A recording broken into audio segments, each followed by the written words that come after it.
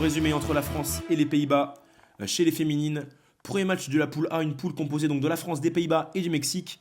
Premier match même du Mondial 2024 au stade Maxime Bossis.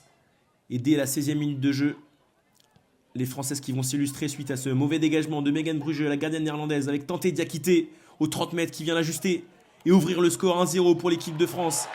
Les Bleus qui ouvrent leur compteur au Mondial. La capitaine de l'équipe de France, c'est la joueuse du FC Reims qui vient ouvrir le score pour les Bleus. 1-0 pour l'équipe de France. On revoit ce mauvais dégagement là de la gardienne néerlandaise qui vient offrir une possibilité à Tanté Diakité, qui va la saisir. Et ensuite ce manque d'appréciation, elle pensait que la frappe n'était pas cadrée.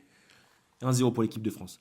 Et 42e minute de jeu désormais, c'est les Néerlandaises qui vont s'illustrer avec ce coup franc de Van der Misch qui va effleurer le poteau droit de la gardienne Laurine Chevret. 55e minute de jeu désormais, c'est Melem Niali qui va déborder sur le côté gauche et centrer au deuxième poteau pour Luna Boukari. Et c'est la gardienne Megan Brugge qui va s'interposer cette fois-ci avec la défense, la belle défense néerlandaise. Toujours 1-0 pour l'équipe de France à la 63e minute de jeu. Et les joueuses de Mickaël Ferrat qui vont partir en contre-attaque avec Camille Marmillot sur le côté droit, qui va temporiser dans un premier temps et ensuite lancer Pauline Vala en profondeur sur le côté droit. Pauline Vala qui va dresser un centre. Un Melem Niali, c'est bien repoussé et ça revient dans les pieds de Melem Niali qui ouvre son compteur avec les Bleus 2-0. Elle fait le break, Melem Niali, la joueuse du FC Nantes, qui permet aux Françaises d'avoir 2 buts d'écart face aux Néerlandaises. Et on voit le centre de Pauline Vala bien repoussé dans un premier temps. Et ça revient dans les pieds de Tanté Diakité qui la remet à Melem Niali aux 6 mètres. La gardienne néerlandaise ne peut cette fois-ci rien faire. 2-0 pour l'équipe de France.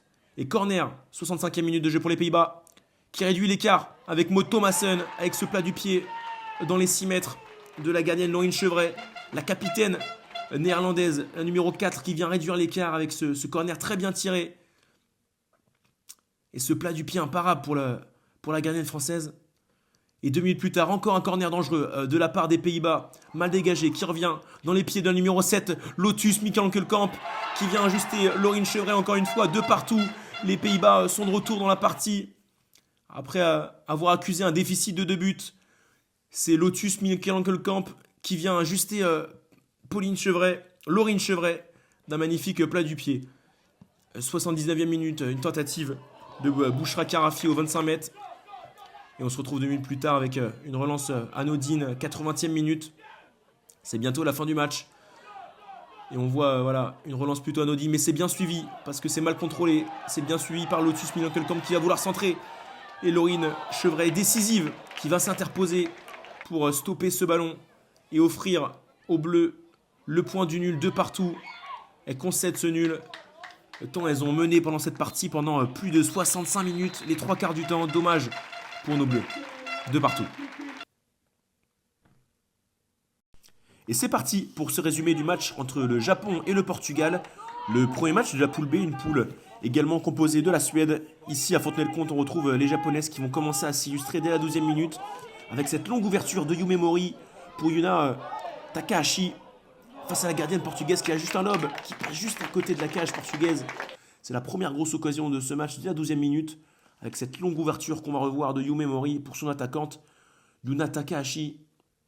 Le contrôle est bon, l'ajustement est parfait.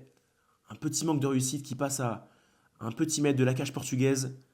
Et Yuna Takahashi, qu'on va retrouver dès la 40e minute de jeu, qui va tenter des dribbles dans la défense portugaise, mais ça revient dans les pieds de sa coéquipière Kelly Nerey, qui va ajuster un centre bien repoussé dans un premier temps. Et aux 25 mètres, c'est Onaka Sunaga qui va tenter sa chance. Bien capté par Béatrice Carvalho. Une frappe aux 25 mètres pure. Et on retrouve encore une fois les Japonaises à l'offensive. 52e minute de jeu. Yume Mori qui va réussir à trouver Konoha Nakamura qui voit l'appel et qui sert parfaitement Rinka Itawa dans l'espace. Et ça fait 1-0 pour le Japon. Rinka Itawa qui ouvre le score du Japon lors de ce mondial minime 2024. Magnifiquement servi par Konoha Nakamura. On va revoir le contrôle dans le sens du jeu. L'appel est magnifique. Et la finition, Béatrice Carvalho ne peut cette fois-ci rien faire. 1-0 pour le Japon. Et les Portugaises à l'offensive ici avec Carolina Tristao sur le côté qui va tenter de centrer, déborder. Mais c'est bien couvert par la défense japonaise.